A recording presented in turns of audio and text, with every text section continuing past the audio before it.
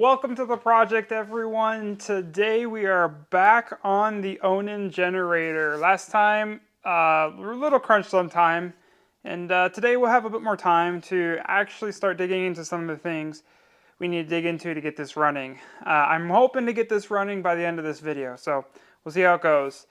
I will say, last video, thank you so much for some of the comments, especially the one gentleman that gave a really great comment on some of the different specs of things that I need to check on here. And so we're actually going to walk through those because I think those are the main issues on why this isn't running right now. But I figured last time I didn't fully go over all of this, and you guys might enjoy looking at some of the placards on here. So let me run you through the placards, and then we'll continue on to the other stuff. So first off, on the generator side, we have 120 volts. It says Onan 1.7 gen set. So this is on the generator side. We've got some NEMA, I think these are NEMA 15.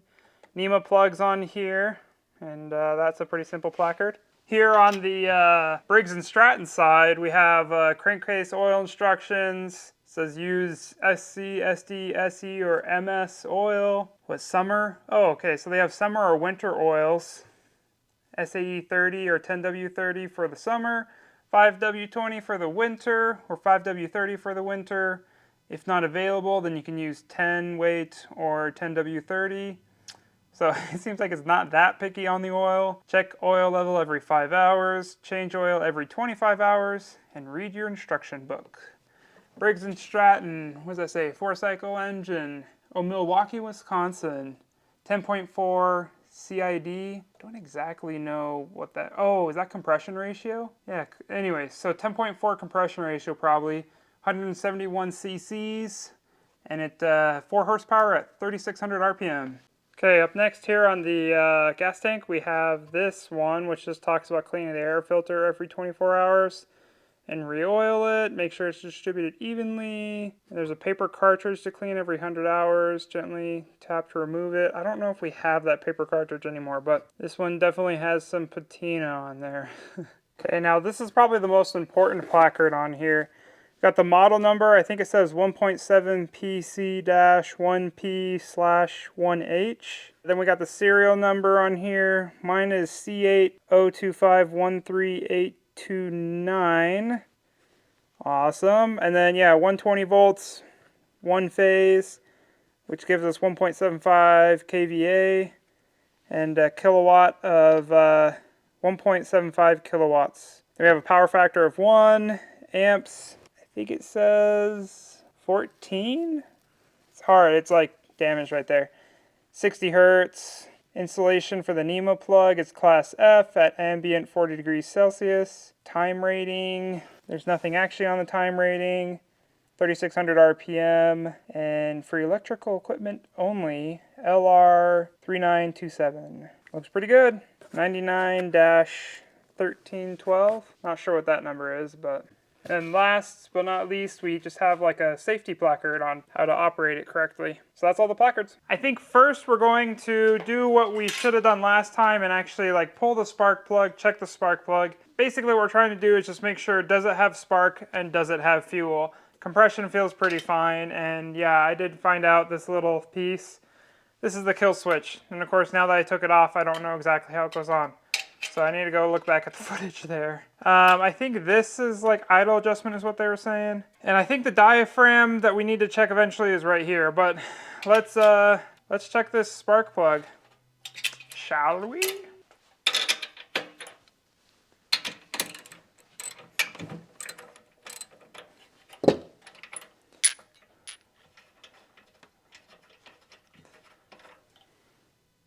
Whew. So a wee bit of a dirty spark plug. Yeah, do you see how dirty? Honestly, I am not good at reading spark plugs. I've just, you know, cleaned them off and then they're probably running good. This one definitely seems pretty dang old. AC 45. I honestly don't even know what AC is. AC Delco?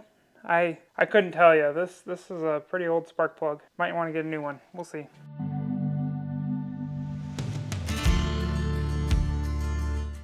So I don't know if this will be able to come up on camera, but the electrode right there at the top It's a little mushroomed a tiny bit. It looks like it got an impact at some point on the one side, or at least it's like worn down right there. The side that's facing you, yeah, that side that's facing you right now, there's like a little dent or something. So we might want to replace this, but I mean, it might also just work right now. I don't want to have to spend money if we don't need to, but we'll see. So next, let's like trace this wire down into here and actually check the spark gap. Looking down into the cylinder head right now, I can tell why they call them L heads. It's because like the piston, I'm pretty sure, is on this other side, and then it's like L to where the valves are. So the valves are coming up like this and doing like an L into the piston. It's almost like a flathead design. Because yeah, there's not much up here. So just put this in a little bit so we don't get dirt down in there, and take off this cover.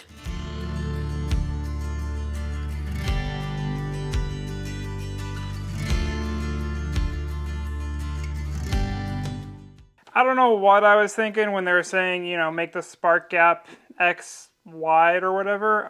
For some reason I was thinking it was down in here, but no, obviously it's up in the spark plug. Make sure your spark plug gap is, I think it was 0.2 thousandths. So I pulled this apart for nothing, but at least we can kind of see how it works now. We have a magnet right here, and as the magnet passes this, what do they call it? It's like an iron core, you know, it's like a bunch of plates, and then it incites a voltage in this transformer here as the magnet passes through, that then steps it up a bunch to like, you know, a few thousand volts or whatever across this and into the spark plug. Every time this goes whoop, like that, we should see a voltage here, and we might be able to test that. We just need like one side down to ground, and then the other side up in here. Okay, let's see. Yeah, you see that?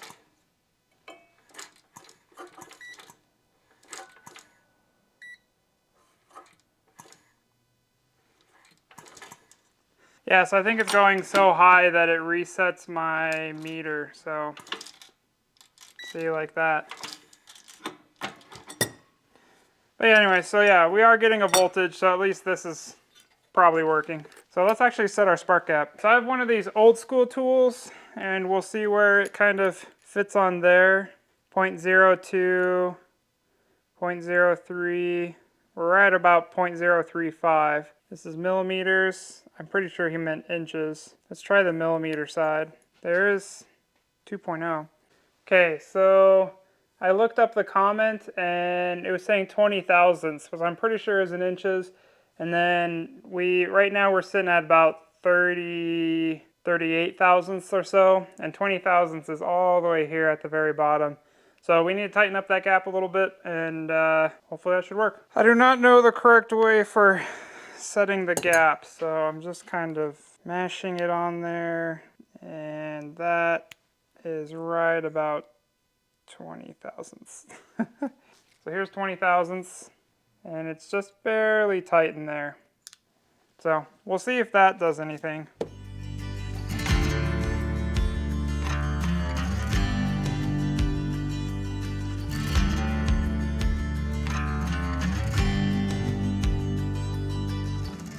Okay, so actually I do want to go check that diaphragm to see if it's good. So we got to drop the gas tank again, which was a little bit of a pain.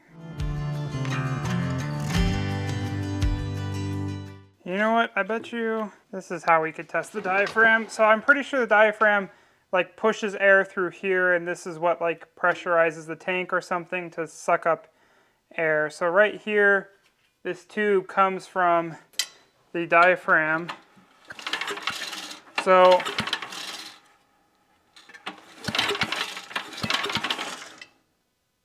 yeah, I don't feel anything, and maybe it's because it's broken on that side too. Okay, so yeah, let's finish pulling the gas tank off.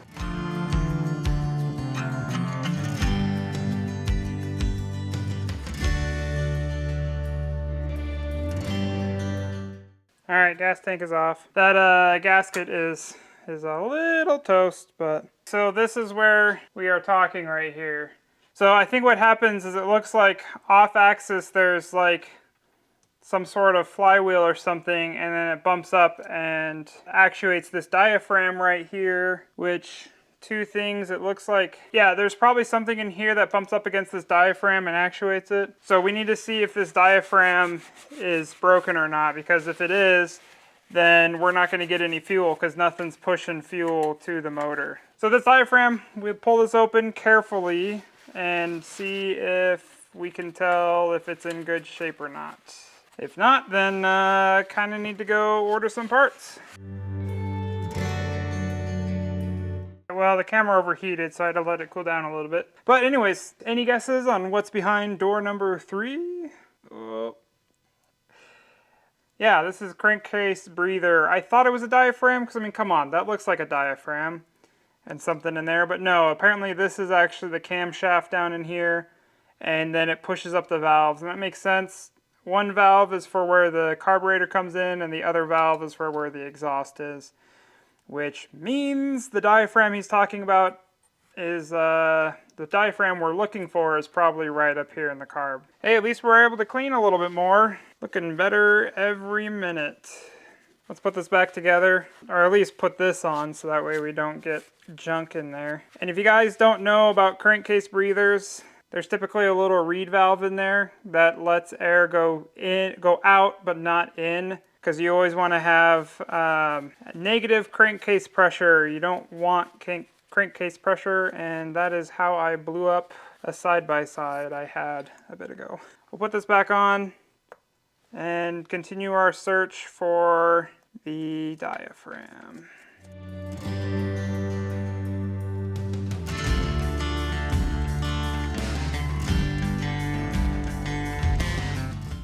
I don't know if you guys can see down in there, but I do see the valve moving, so that is at least a good sign. So I'm pretty sure this does look like a diaphragm right in here. And if it ain't broke right now, well, at least we can maybe break it when we try to check on it and see what's up. So let's pull off this little cover. It makes me a little worried because there's a pin right here that kind of seems to be indexing it. So hopefully there's nothing too crazy.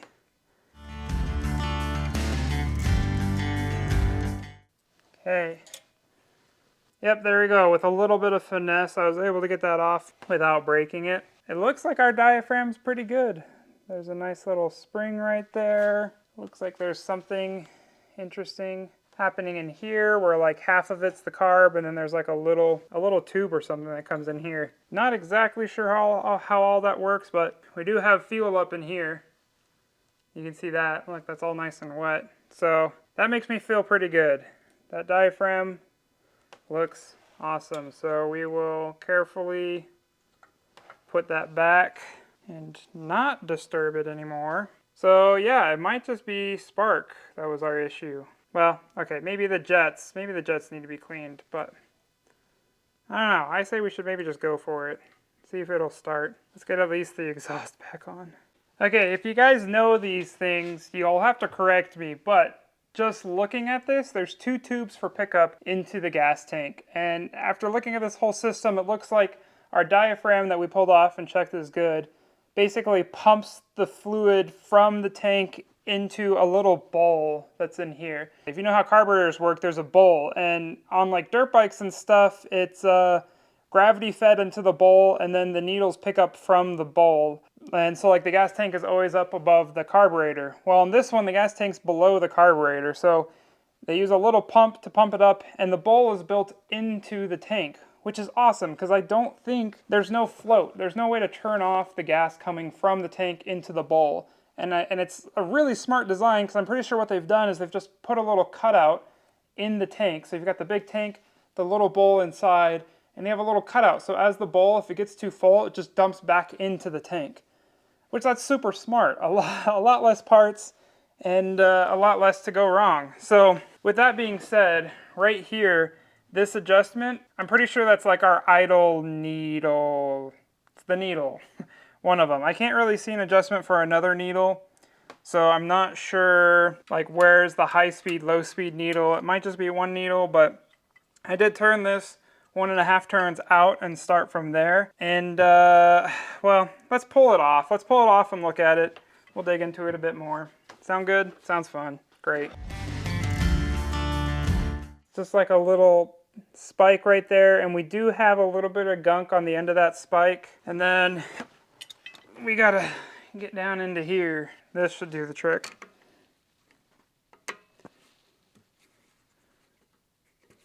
Yeah, so that's seated all the way at the bottom. Let's pull this out. Here we are, there's the jet. I don't know if you guys will be able to see, but there's a little tiny hole in the middle of that. And so you can adjust between these two. You can adjust to be like no fuel can get through or a lot of fuel can get through. And I think that's the quote-unquote needle that we need to clean. So we'll wipe these down, clean these out, and we should be good to try.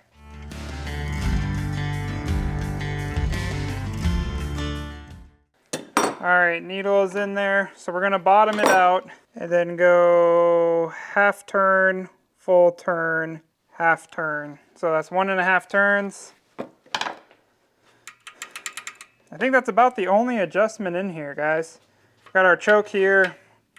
This is like the butterfly valve. I think we can adjust our idle right there, which it is way far out right now. It's like almost completely out, I think. We'll have to play with that once we get it started. Let's put the gas tank back on. Also, just a quick note on the gas tank. You see how we have 2 holes here? This is where the longer fill or the longer pickup goes, and this is where the shorter one. So this is going to be like our bowl in the carburetor. And I can tell that diaphragm is working because there is gas up in the bowl. So it has successfully pulled from the tank and put it into the bowl. So that makes me feel pretty good. This gasket doesn't, but we'll work with it.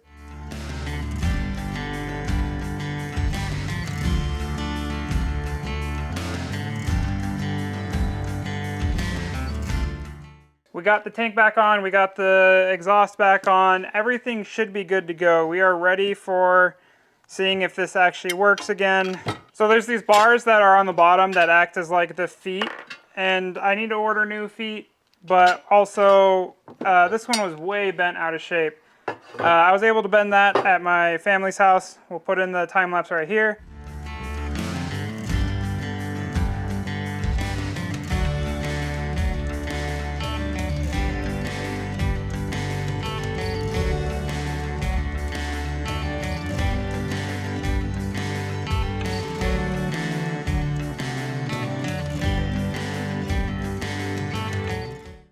So let's get these back on so we can set it outside and try yanking on it.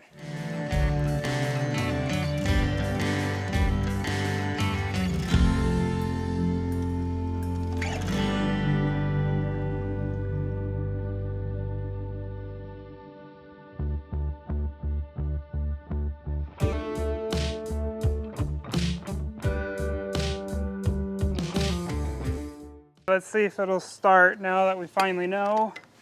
Here's the kill switch. I can touch if I need. I did find out this right here. When it's up, it like wants to peg it at full throttle. When it's down, then it'll let it regulate it to idle maybe, or the other way around. So we got fuel, we got choke, we should have spark. And if it doesn't cooperate, we can at least try with this. Hopefully we don't have to go get parts today, but we'll see. All right, fire in the hole. Ooh, did you guys hear that? I think it's gonna go. Woo! That's exciting. Oops.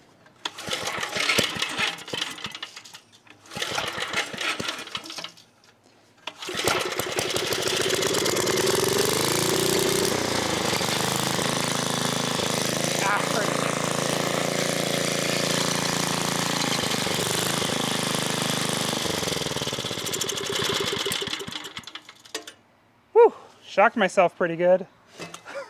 But look at that. Oh man, so it's probably just the gap in the spark plug. Yeah, wow, okay. This adjustment right here is really close. I don't know if you saw that, but I shocked myself pretty good. So let's get a voltmeter, let's try it out. So.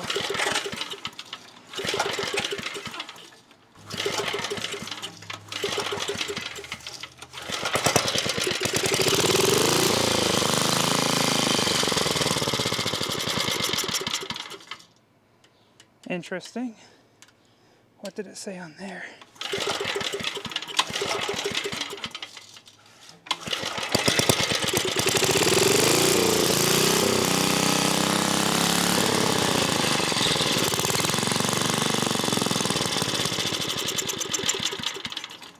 Interesting.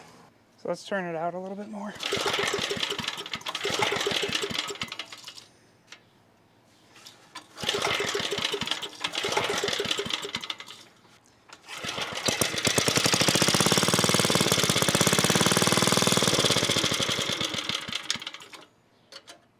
Well, we are another day on the generator. As you saw, we did get it to fire up a little bit. Not a ton, but a little bit. I've got a little bit of time to play around with it today where I just tried to see if I could get it running, and well, so far, you know, we haven't been fully successful. I can't get it to run for a long time. So after the very kind of sort of successful attempt of getting it running, I decided to do a bit of research because I got about as far as what I knew could get me. Yeah, I knew I needed some more help. I know what I said, and I said what I knew at the time, and now I know a little bit more. So looking at the serial number on here, I'm pretty sure the C80 means it was built in 1980. These generators are like 1979, 1980 is kind of when they were ran. What I think is going on here is that we aren't getting enough fuel, because I can kind of get it, well, not kind of, I can get it to keep running on starting fluid. So our spark is good, and we should be able to have it run. It's just we're not getting enough fuel. And so I pulled off this little diaphragm, and they said they get dried out and cracked. And online they were saying that oftentimes they look good to the eye, but they actually aren't good. And I'll take my magnifying glass to this and really go over it tightly, but I think ours is good. I mean, maybe what I'll do is try to like flatten out some of these sealing surfaces, but I thought we'd go over really quick how this actually works. So there is a little so there's a spring here, and this spring sits in there, and then there's this diaphragm that sits in there. It sits like that. And as you can tell, the diaphragm is pushed in one direction. You can even tell it's even discolored on this side.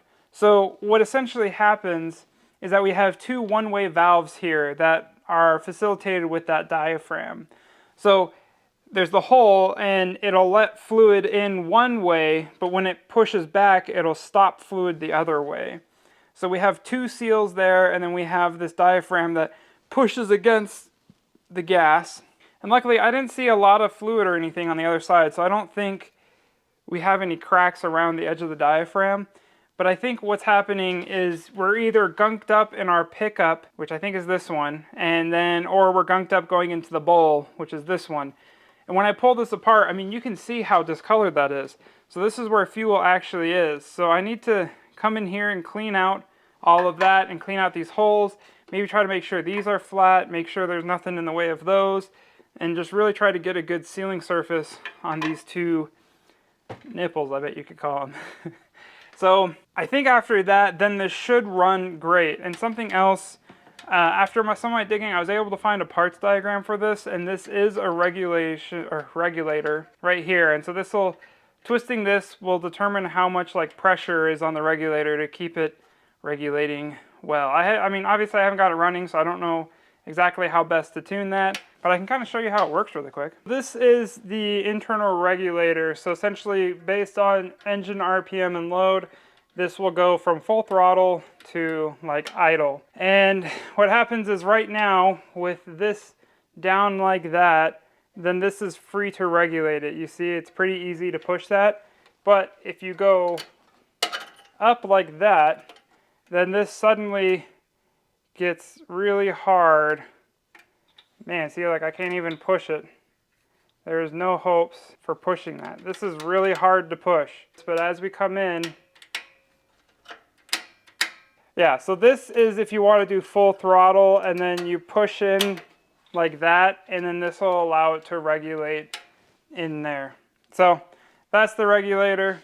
And we know that that's full throttle and that is idle. And I can see that when I'm running it with the starting fluid, that it does seem to regulate pretty decent right now. But I think it's this, so let's get this cleaned out and maybe I can give you a nice up close shot of that.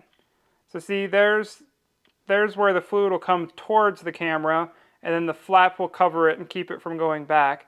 And this one has the hole on the other side. So we need to clean that all out. And I will say, when I pulled this out, there was like little beads or droplets of maybe varnished gas or something. It was really weird in there.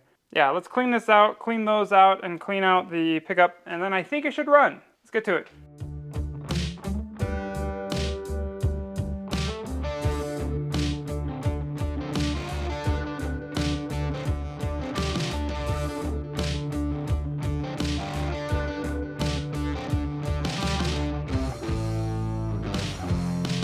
So I think we found our problem, because that one obviously is coming over to where the float is. We can hear it. This one, even though we have like no air, this guy, nada. So somewhere right in here, it is gunked up with old fuel. Let me think about how we're gonna get that dealt with. Well, after getting our compressor running again and just spraying some of the carb cleaner like in all of these different passageways, I think we finally have cleared it out. So again, to the float works, and now, yep, down pickup from the tank, and I can feel it coming out of the pickup into the carb. So that is good news. I'm gonna clean up these little surfaces, like that one and then the one that's on the other side that's in the carb cleaner right now, and let's put it back together. I think it should run. I mean, I think that was it. We should be in the home stretch. We'll see when we get there, but let's put it back together, shall we? So this is right on the edge of spilling fuel all over the place, but oh, I think we've got this. Now that I've done this 15 times, I'm a little bit faster. I also found out this hasn't been repainted. I think that's the primer is like the neon green, and then they sprayed it with the actual paint. So this is original Onan generator paint from 1980. If anyone knows where to get parts for these things, let me know, because I mean, if this works out, I kind of want to get some of the new gaskets. Like I'll probably get new gas tank gasket, because some of this stuff is leaking a little bit. Uh-oh. Well, there goes the paint for that. Yeah, I think I ruined the paint. This carburetor and carb cleaner, this is no joke. This'll eat through a lot. Don't let any of your seals hit it or anything. Or paint, like we just found out.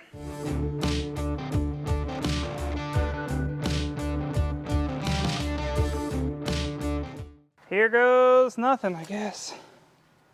Choke on.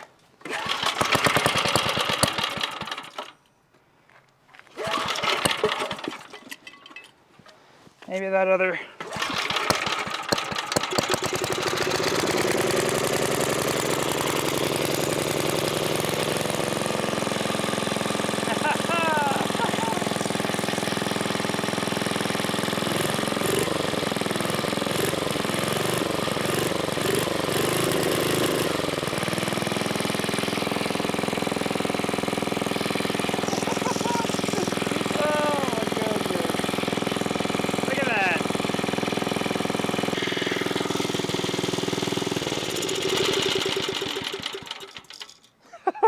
guys, it works.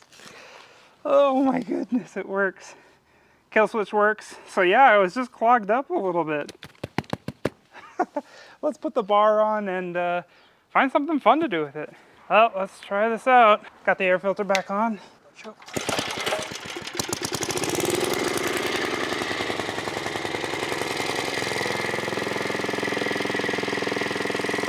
Okay.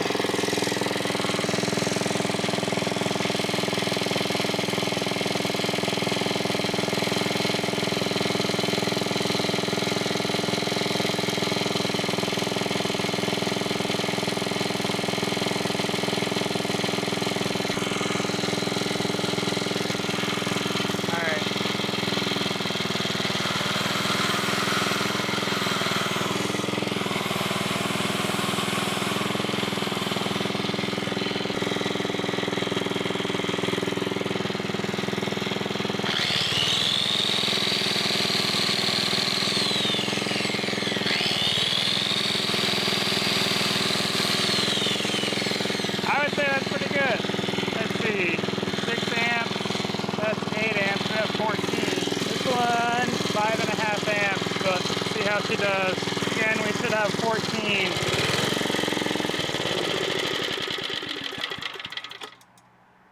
Why'd it shut off?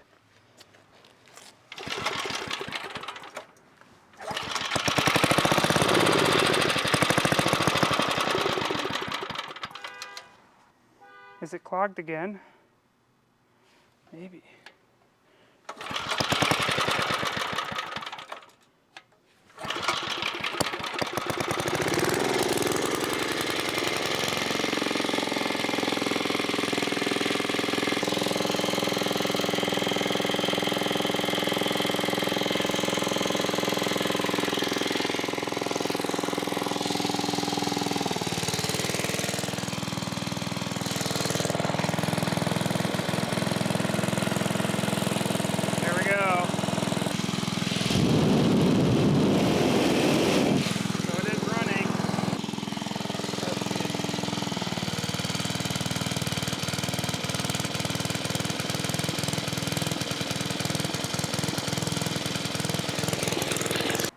There you have it, guys. We have the Onan 1.7 kilowatt generator. It's running.